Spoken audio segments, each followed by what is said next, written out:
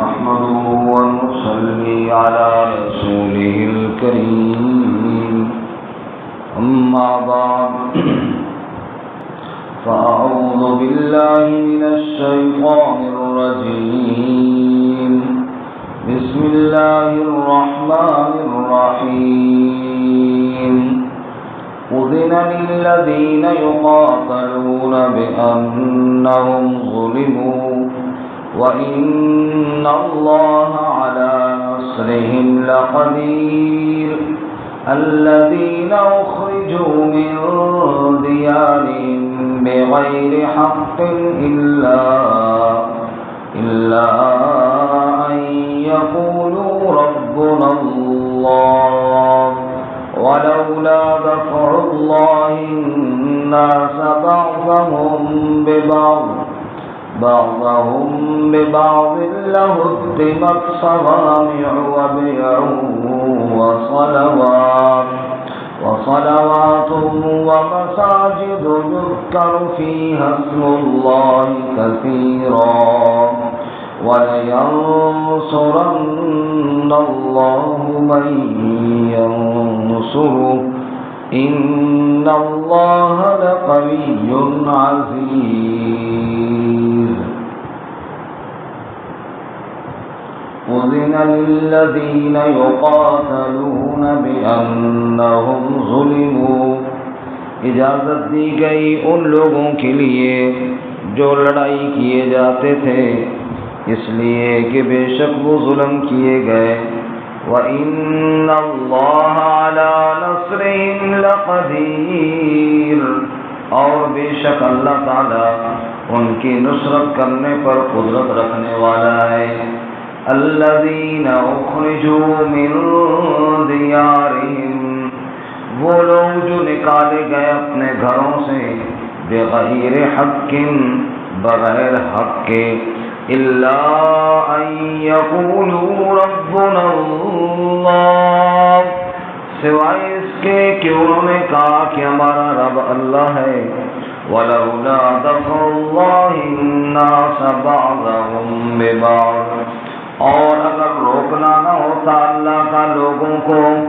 ان کے بعض کو بعض کے ذریعے لَهُدِّمَتْ صَوَامِعُ وَبِيَعٌ وَصَلَوَاتٌ وَمَسَاجِدُ يُذْكَرُ فِيهَا اسْمُ اللَّهِ تو لَهُدِّمَتْ ضرور گرا دیے جاتے خانقاہیں اور گرجے کنیسے وَمَسَاجِدُ يُذْكَرُ فِيهَا اسْمُ اللَّهِ كَثِيرًا اور مسجدیں جن میں ذکر کیا جاتا ہے اللہ کا نام کثرت سے وَلَيَنصُرَنَّ اللَّهُ مَن يَنصُرُهُ اور اللہ تعالی ضرور مدد فرماتا ہے جس کی مدد کرتا ہے إِنَّ اللَّهَ لَقَوِيٌّ عَزِيزٌ بے شک اللہ تعالی قوت والا ہے غلبے والا ہے سبحان ربك رب العزة عما يصفون وسلام على المرسلين والحمد لله رب العالمين اللهم صل على محمد وعلى آل محمد كما صليت على إبراهيم وعلى آل إبراهيم إنك حميد مجيد اللهم بارك على محمد وعلى آل محمد كما باركت على إبراهيم وعلى آل إبراهيم إنك حميد مجيد معزز سامعین سورۃ الحج کا چھٹا رکوع آیات نمبر 39 اور 40 تلاوت کی ہیں اللہ رب العزت ان کے مطابق صحیح بیان کی توفیق عطا فرمائے اور ہمیں قرآن و سنت پر عمل کرنے کی توفیق عطا فرمائے اس سے قبل عید الاضحیٰ سے پہلے گزشتہ سبق میں ہم نے قربانی اور حج کا تذکرہ پڑھا تھا اگر اس سے پچھلے رکوع پہ تھوڑی سی نظر مار لی جائے یعنی آیت نمبر 26 سے تو ابراہیم علیہ السلام کو اللہ تعالیٰ نے بیت اللہ کی تعمیر اور اس کی آبادی کا حکم دیا کہ میرے گھر کو طواف کرنے والوں کے لیے قیام اور رکوع سجدہ کرنے والوں کے لیے پاک کیجیے، لوگوں میں حج کا حکم دیجیے، دور دور سے لوگ چل کے آئیں گے، اللہ کا ذکر کریں گے اور اپنے دنیاوی اور اخروی منافع ان کو حاصل کریں گے اور قربانی کریں گے، اور اپنی نظریں پوری کرنے کے بعد بیت اللہ کا طواف کریں گے۔ یہ اس لیے کہ اللہ کی ہی عبادت کرنی ہے اور اللہ کے ساتھ کسی کو شرک نہیں کرنا، شریک نہیں بنانا۔ پھر اس کے بعد اللہ قربانی ہم نے ہر امت کے لیے رکھی ہے تاکہ مویشیوں پر اللہ کا نام ذکر کیا جائے۔ فَإِلَٰهُكُمْ إِلَٰهٌ وَاحِدٌ فَلَهُ أَسْلِمُوا، سو تمہارا معبود ایک ہی ہے، اس کے لیے فرما بردار ہو جاؤ۔ آخر میں فرمایا قربانی کے خون اور گوشت یہ اللہ کی بارگاہ میں نہیں پہنچتے، اللہ کی بارگاہ میں تقویٰ اور اخلاص پہنچتا ہے۔ اس کے بعد جو آج کا سبق ہے، اس میں اہل ایمان کو جہاد فی سبیل اللہ کی اجازت دی گئی ہے۔ مفسرین نے فرمایا ان کا آپس میں ربط اور جوڑ یہ ہے کہ میرے کعبے کے طواف کے لیے دور دراز سے آؤ اور میرے نام پر قربانیاں کرو، اس جذبے کے ساتھ اے اللہ اگر تیرے نام پر جان بھی قربان کرنی پڑی تو ہم کریں گے۔ اس لیے قربانی کے تذکرے کے بعد آگے جہاد کا ذکر ساتھ متصل اللہ تعالیٰ نے فرمایا۔ بہرحال یہ آیت مبارکہ جہاد کی اجازت کے حوالے سے ہے، کیونکہ آپ جانتے ہیں کہ جو ابتدائی دور تھا اس میں اہل ایمان پر بڑے ظلم و ستم ہوئے کفار کی طرف سے، لیکن ایمان والوں کو مسلسل صبر اور صبر کی ہی تلقین کی گئی۔ فاعفوا واصفحوا حتی یأتی اللہ بامرہ، معاف کرو، درگزر کرو یہاں تک کہ اللہ کا امر نہ آ جائے، جب تک کہ اللہ کی طرف سے اجازت نہ آ جائے۔ تاکہ اہل ایمان کو مارا پیٹا گیا، ظلم و ستم کی گئے، بچوں تک کو قتل کیا گیا، لیکن پھر بھی صبر کا حکم دیا اور ہجرت کا حکم بھی ایک وقت کے بعد ملا۔ بس ہجرت کر دو، اپنے گھر بار چھوڑ دو اور نکل جاؤ اللہ کی راہ میں۔ لیکن اس آیت مبارکہ میں اجازت دی گئی ہے بدلہ لینے کی۔ چنانچہ ارشاد فرمایا اذن للذین یقاتلون بانہم ظلموا، اذن اجازت دی گئی للذین ان لوگوں کے لیے یقاتلون جو لڑائی کیے جاتے تھے، یقاتلون کا معنی ہوتا ہے لڑائی کرتے تھے، اور یقاتلون لڑائی کیے جن کے ساتھ لڑائی کی جاتی تھی۔ اذن للذین یقاتلون ان لوگوں کو اجازت دی گئی جو لڑائی کیے جاتے تھے۔ کیوں اجازت دی گئی؟ بِأَنَّهُمْ ظُلِمُوا، اس لیے کہ بے شک وہ ظلم کیے گئے۔ اسلام کے دامن میں آپ کو مظلوم تو بڑے دکھائی دیں گے، اسلام کے دامن میں ظالم آپ کو کوئی نہیں دکھائی دے گا۔ یہ اہل ایمان کا ایک شیوا ہے کہ مظلوم تو بڑے ہیں اہل ایمان، اور گلے کے اندر رسی ہے، گھسیٹا جا رہا ہے، کوڑے پر رسائے جا رہے ہیں، آگ کے انگاروں پر لٹایا جا رہا ہے، طرح طرح کے ظلم کے پہاڑ گرائے جا رہے ہیں، اور اہل ایمان مظلوم ہیں اور یہ ظلم برداشت کر رہے ہیں۔ لیکن آپ کو کہیں ایسے تاریخ میں کہیں نظر نہیں آئے گا کہ ایمان والوں نے کسی کافر کو پکڑ کر مارا ہو، اس وقت تک نہیں چھوڑے گا جب تک وہ کلمہ نہیں پڑے گا۔ ایمان والوں نے کسی کافر کو آگ میں اندر پھونک دیا ہو کہ ایمان لائے گا تو چھوڑیں گے ورنہ آگ میں جلا دیں گے۔ اہل ایمان کو تو جلایا گیا، اہل ایمان کو تو مارا پیٹا گیا، لیکن اہل ایمان نے ایمان قبول کروانے کے لیے کبھی کسی پر ظلم و ستم نہیں کیا، بلکہ اللہ نے جواب میں فرمایا لا اکراہ فی الدین، جبر ہی نہیں ہے دین میں، اگر کوئی نہیں قبول کرتا نہ کرے۔ ہاں دعوت دینی ہے، واز کرنا ہے، بات سمجھانی ہے، اس اس میں کوشش ضرور کرنی ہے ہاں، اور اگر کوئی فتنہ فساد کرتا ہے، جیسے اتنے ظلم کی گئے ایمان کی بات، تب اللہ نے اجازت بھی دی ہے، دین کے غلبے کے لیے میدان میں اترنے کا حکم دیا گیا ہے، لیکن یہ حکم نہیں دیا گیا کہ اگلے کو پکڑ کر مارو اور کہو کہ ایمان لے آ، اور اس کی اجازت نہیں ہے۔ اور کافر تو اس لیے مارتے تھے کہ ہمارا دین قبول کر لو۔ اور فرمایا اذن للذین یقاتلون بانہم ظلموا، اجازت دی گئی ان لوگوں کے لیے جن سے لڑائی کی جاتی تھی، اس لیے کہ بے شک وہ ظلم کیے گئے، وَإِنَّ اللَّهَ عَلَى نَصْرِهِمْ لَقَدِيرٌ، اور بے شک اللہ تعالیٰ ان کی نصرت کرنے پر، مدد کرنے پر قدرت رکھنے والا ہے۔ کیا سمجھا کافروں نے؟ ایمان والوں کا کوئی مددگار نہیں۔ کیا سمجھا انہوں نے؟ ایمان والوں کی نصرت کرنے والا کوئی نہیں، ایمان والوں کو اکیلا سمجھا اور مارنا شروع کیا۔ اللہ فرماتے ہیں وَإِنَّ اللَّهَ عَلَى نَصْرِهِمْ لَقَدِيرٌ، بے شک ان مظلوموں کی مدد کرنے پر اللہ پوری قدرت رکھنے والا ہے۔ بدر کا میدان ہے، جس بلال کو آگ کے انگاروں پر لٹایا جاتا رہا، آج اس کے ہاتھ میں تلوار ہے اور امیہ چھپتا پھر رہا ہے، ظلم کرنے والا چھپتا پھر رہا ہے۔ تو یہ کس کی نصرت اور کس کی مدد تھی؟ اللہ۔ اور فتح مکہ والے دن حضور فرما رہے تھے الحمدللہ الذی نصر عبدا وہزم الاحزاب وعدا، الحمدللہ الذی انجز وعدا ونصر عبدا وہزم الاحزاب وعدا۔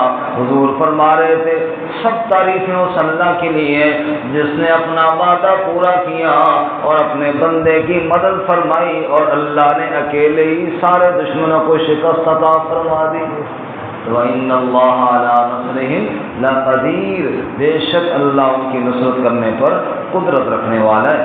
الَّذِينَ أُخْرِجُوا مِن دِيَارِهِمْ بِغَيْرِ حَقٍّ، جو نکالے گئے اپنے گھروں سے بغیر حق کے، نہ ظلماً نکال دیا گیا، رات کے پیر میں ہجرت کر کے کبھی حبشے کو جا رہے ہیں، کبھی چھپ چھپ کر ہجرت کر کے مدینہ کو جا رہے ہیں، کیا جرم تھا، کیا قصور تھا؟ بغیر حق، نہ حق ظلم ہوئے، ان کا کوئی جرم اور کوئی قصور نہیں تھا۔ کیا؟ ہاں، سوائے اس کے کہ یہی جرم تھا، الا ان یقولوا ربنا اللہ، یہی جرم تھا کہ انہوں نے کہہ دیا ہمارا رب کون ہے؟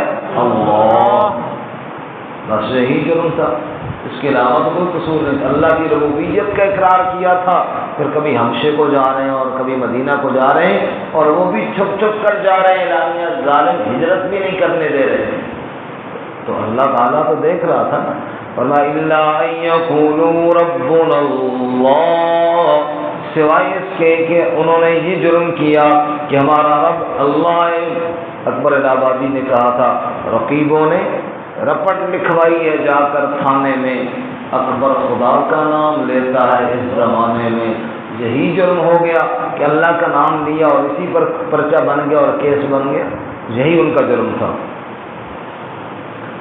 حضرت جعفر طیار رضی اللہ تعالیٰ عنہ نے نجاشی کی دربار میں کھڑے ہو کر کہا تھا، اے بادشاہ، ہم جاہل لوگ تھے، بتوں کی پوجا کرتے تھے اور ظلم کرتے تھے اور شرک کرتے تھے، بچیوں کو زندہ دفن کرتے تھے، جھوٹ بولتے تھے اور ایک دوسرے کا مال ہڑپ کر جایا کرتے تھے، ہم اسی طرح وحشیانہ زندگی گزار رہے تھے کہ اللہ نے ہم میں سے ایک شخص کو اٹھایا جس کا بچپن ہمارے سامنے، لڑکپن ہمارے سامنے، جوانی ہمارے سامنے، اس کی دیانت، اس کی صداقت ہمارے سامنے، انہوں نے ہمیں کہا عبادت اللہ کی کرو، شرک نہ کرو، ظلم نہ کرو، جھوٹ نہ بولو، دوسروں کا مال نہ کھاؤ۔